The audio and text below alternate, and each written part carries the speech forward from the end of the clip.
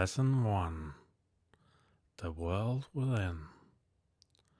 The first step in understanding our journey is recognizing the limitations of chasing our external world and forgoing the importance of our internal world.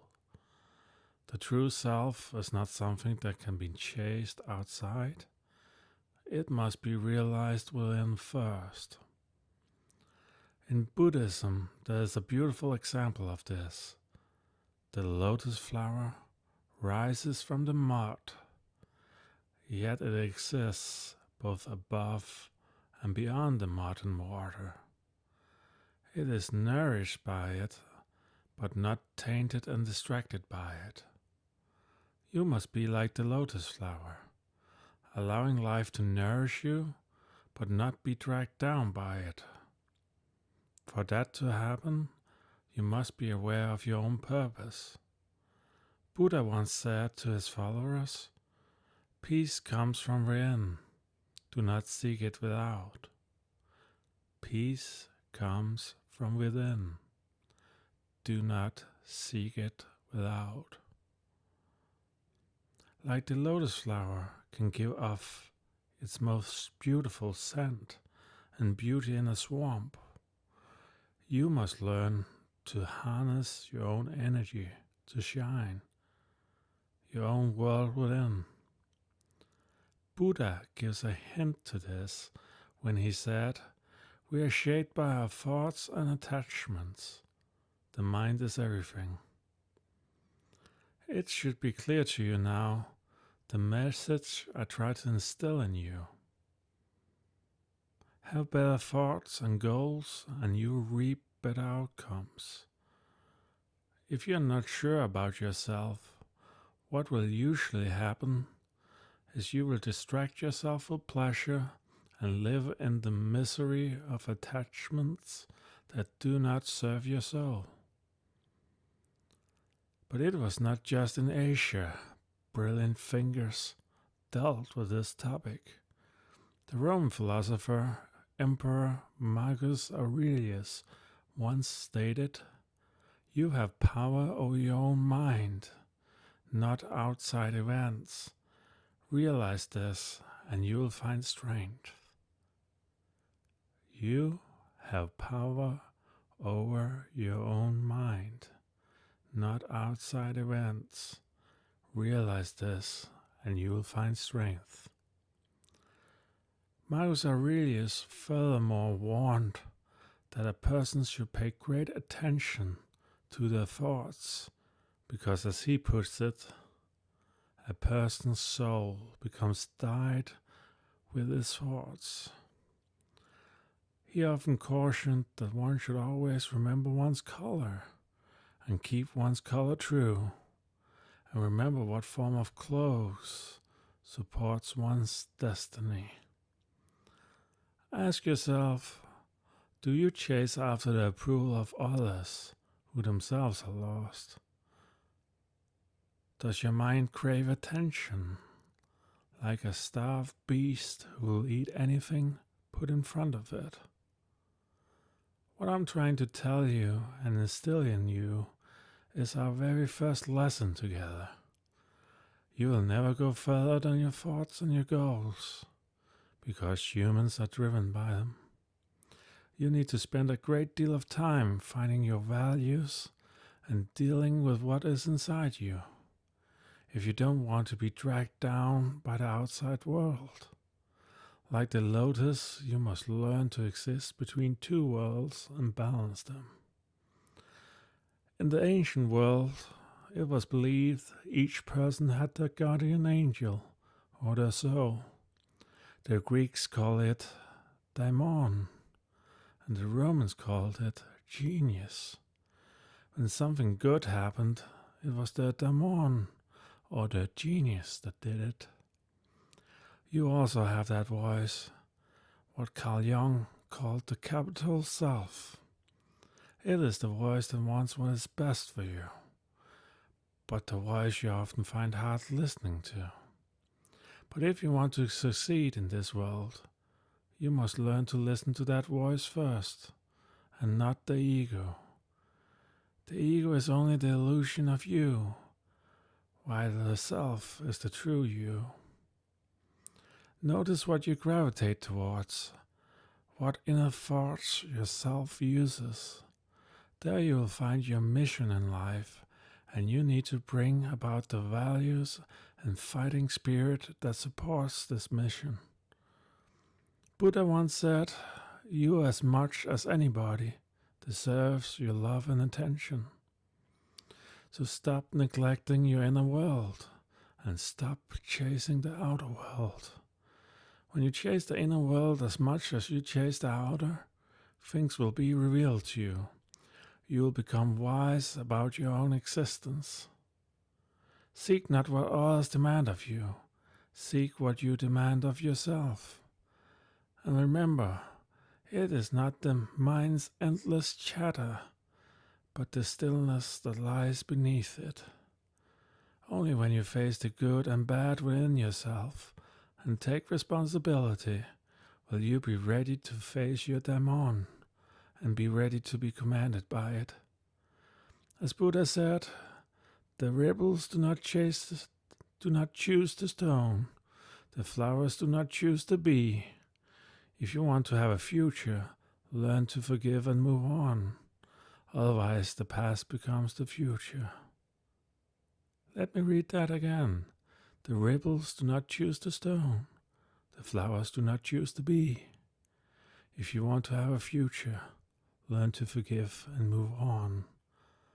Otherwise, the past becomes the future. In another tradition, they also said, be careful that tradition does not become your jail. What I'm trying to teach you is as much a way of thinking as it is a way of balance.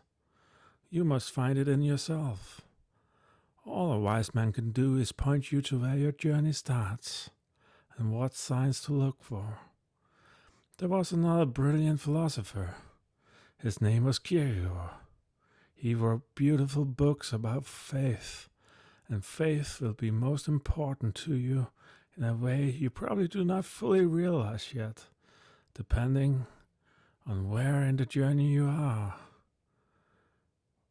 We will all have to take what Kierkegaard called a leap of faith. Once you realize what you are, the biggest thing stopping and holding you back will be yourself, in particular, your fears. This is where Kierkegaard's lesson becomes important. You have to step into existence and endure the birthing pains. You have to become your authentic self, bridging the gap between the inner world and the outer. As Kierkegaard would say, you cannot stand at the edge of the cliff while doubt fills your heart. Let me repeat that again. You cannot stand at the edge of the cliff while doubt fills your heart. You have to take the first step on faith, a step into existence. You have to find a meaning that inspires you to live, because living outside your authentic self is living in despair. It is a place where you might sleep but get no rest, where you have the finest things but no value and purpose. Despair is a hollow thing to live under. In some cultures in China, depression is likened to being chased by a black dog, following one around while one lives miserably. Just picture that. Depression, a black dog that follows you around. I want you to get angry with yourself. You're using a fraction of your potential of what is within you. Use that anger to light a spark. But once you have a spark, you must find a stable source of energy within yourself. In Stoicism, it is common to separate stuff into things we can control and things outside our control. You must get really good at placing your locus of control inside you and take full responsibility. Because it is only a child that does not try to come to responsibility from a place of understanding. Like the lotus, your beauty lies not in your surroundings, but in your ability to transcend them by transcending yourself. Realize this, and you will find strength. I encourage you to see existence not simply as a state of being, but as a choice where you are responsible for defining your faith. You cannot control everything, but you can control yourself. That is where your true freedom lies, in setting yourself on the path to becoming what you always were, and living in accordance with your inner spirit, your inner daemon. Do not compare yourself with others, for to do such a thing diminishes your own time and the uniqueness of your path. Simply see it as learning, and if you can achieve that, most parts will be possible. You are but one part of a whole, but what you become can change the ripples of your entire bloodline. Do not fear being of the service. Everything has to pick a role. Let me say that again. Do not fear being of service. Everything has to pick a role. Everything has to become. Everything has to step into existence. Take a step of faith. Aristotle once talked about telos, that all humans need goals and purposes to go towards what he called eudaimonia, a flourishing, a good life. This lesson 1 is about telling you the same thing. You must be an archaeologist, willing to uncover the depths of your soul and place things into perspective if you want to find the values and strength to go forward. You must learn to listen to your spirit, your daemon, or yourself. As it is often said in Scandinavia, a beloved child has many names. I do not care what you call it. I simply hold the door so you may pass your thoughts through it, and you yourself may walk through it. Enlightenment is a continuous process of being willing to confront your darkness and understand your weakness until they no longer control you.